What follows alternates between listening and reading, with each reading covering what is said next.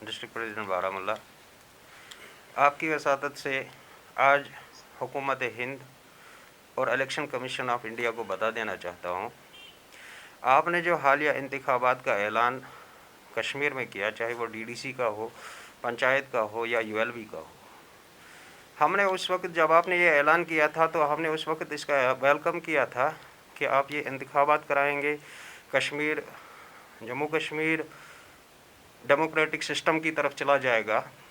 लेकिन अफसोस के साथ हमें ये कहना पड़ रहा है कि एक तरफ तो आप इंतखाबात का ऐलान करा रहे हैं और दूसरी तरफ आप सियासी लीडरान को सिक्योरिटी फराहम करने से कासिर हैं। ये समझ में नहीं आता कि आखिर इनका ये प्लान है क्या और किस तरह से चलाना चाहते हैं। आप देखिए कि हमारे जो शिवसेना जम्मू कश्मीर के लीडरान हैं, उनमें से किसी लीडर के पास अभी तक सिक्योरिटी है नहीं, और जिसकी वजह से बहुत सारी मुश्किलात का सामना पार्टी के लीडरान को है। जगह जगह पर कैंडिडेट खड़े करने हैं, जगह जगह पर अपने उम्मीदवार फार्म भरवाने हैं, लेकिन हमारी जो मूवमेंट है वो महदूद होकर रह गई है। हुकूमत से बताना चाहते हैं कि अगर आप सिक्योरिटी फराहम नहीं कर सकते हैं तो इन इंतखाबात का मतलब क्या है? क्या आप सिर्फ अपने लीडरान को सिक्योरिटी फराहम करके इलेक्शन इंतखाबात के दौरान मूवमेंट करवाना चाहते हैं, या बाकी पार्टियां भी इसका हक रखते हैं? आपका स्टैंड क्या है? स्टैंड ये हमने पहले ही बताया आपको। जैसे कि आप देखते हैं कि जितने भी कैंडिडेट इस वक्त फार्म भर रहे हैं, चाहे वो आज़ाद भर रहे हैं या किसी और पार्टी की तरफ से भर रहे हैं, ये उनको उठाकर होटल्स में बंद कर रहे हैं। आप हमें ये बताइए कि ये किस तरह की सिक्योरिटी है कि आप एक कैंडिडेट को जो फार्म भर रहा है उसको उठाकर कैंपेन चलाने के बजाय वो होटल में बंद रह रहा है। आप उससे इंतखाबात के नाम पर जेल तो नहीं भर रहे हैं। आप ये देखिए कि एक जेल में और एक होटल में बंद रखने में फ़र्क क्या है। आप उसको बंद कर रहे हैं, उसको कैंपेन नहीं करने दे रहे हैं, और आप कह रहे हैं कि हम कश्मीर को डेमोक्रेटिक सिस्टम की तरफ बढ़ाना चाहते हैं, जमहूरियत की तरफ लाना चाहते हैं। जमहूरियत की तरफ नहीं लाना चाहते हैं, बल्कि आप अपने एजेंडे को कश्मीर में एजेंडे को आगे बढ़ाना चाहते हैं, जो कि बीजेपी का एजेंडा है, जो कि भारतीय जनता पार्टी अपना एजेंडा लेके जा रही है। डेमोक्रेटिक और भारतीय किसी पार्टी के एजेंडे और डेमोक्रेटिक सिस्टम में एक फ़र्क होता है। अब सब लोगों को तो यकसां तौर पर ले लीजिए ना। हमें भी हक है, दूसरी पार्टियों को भी हक है इलेक्शन में उतरने का, सिक्योरिटी का, लेकिन आपने अपने लीडरान को तो सिक्योरिटी फराहम कर दी है।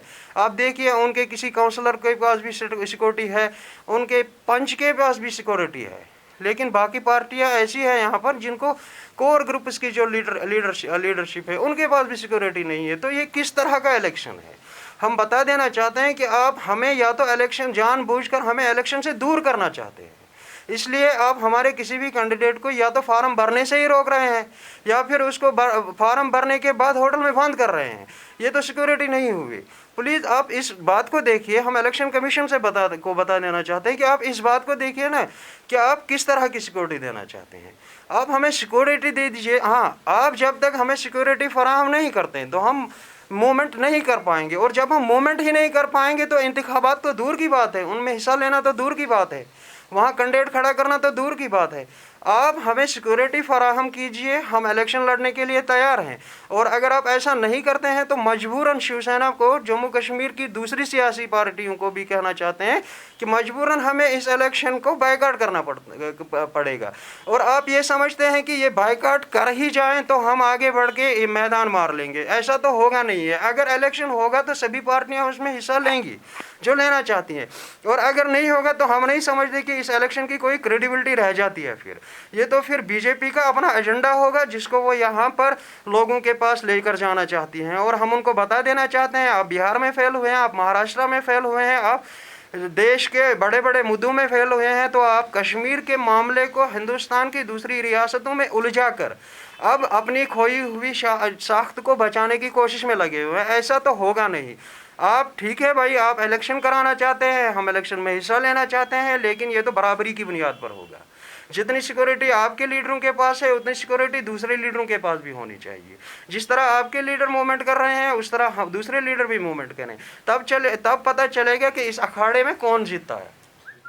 ہمارا کھیر ہے اور ڈسٹرکٹ پریزیڈنٹ اننت ناگ شیو سینا بالا صاحب ٹھاکرے کشمیر سے تعلق رکھتا ہوں. آج میں اپنے صوبائی صدر جناب عبدالخالق بٹ صاحب کی رہنمائی میں آپ کی وسادت سے مودی سرکار اور یہاں کی LG سرکار کے پاس ایک مہتوپورن سندیش بھیجنا چاہتا ہوں. مودی سرکار اور یہاں کی LG سرکار اور الیکشن کمیشن آف انڈیا نے جو یہاں ULB اور DDC الیکشن کرانے کا فیصلہ کیا ہے, ہم اس کا خیر مقدم کرتے ہیں, ویلکم کرتے ہیں, اس کا استقبال کرتے ہیں. لیکن ساتھ ساتھ ہمیں افسوس کے ساتھ کہنا پڑتا ہے کہ مودی سرکار اور یہاں کی LG سرکار نے ان الیکشنوں کو, ان انتخابات کو اپنے پائے تکمیل تک پہنچانے کے لیے جو ایمانداری کا وعدہ کیا ہے, ایمانداری سے ان کو پائے تکمیل تک پہنچانے کا جو وعدہ کیا ہے, جو کھوکھلا دعویٰ کر رہے ہیں, وہ بالکل جھوٹ ہے, بالکل ان میں کوئی سچائی نہیں ہے. دراصل ان انتخابات کی آڑ میں مودی سرکار چاہتی ہے کہ ان کے امیدوار یہاں کھڑے ہوں, وہ کامیاب ہو جائے اور وہ اپنی بالادستی یہاں قائم کر سکے. میں بتانا چاہتا ہوں یہاں کے تمام سیاسی امیدواروں کو کہ ان کے ساتھ ایک دھوکہ کیا جا رہا ہے, ان کو گمراہ کیا جا رہا ہے, ان کو چال میں پھنسایا جا رہا ہے. دراصل مودی سرکار اور ہماری یہاں کی جو LG سرکار ہے وہ یہاں کی سیاسی پارٹیوں کے ساتھ ایک کھیل کھیل رہی ہے, ایک سازش تیار کر رہی ہے اور ان کے خلاف یہاں موت کا جال بچھایا جا رہا ہے تاکہ یہاں کے تمام امیدوار اس جال میں پھنس کر بے وجہ مارے جائے.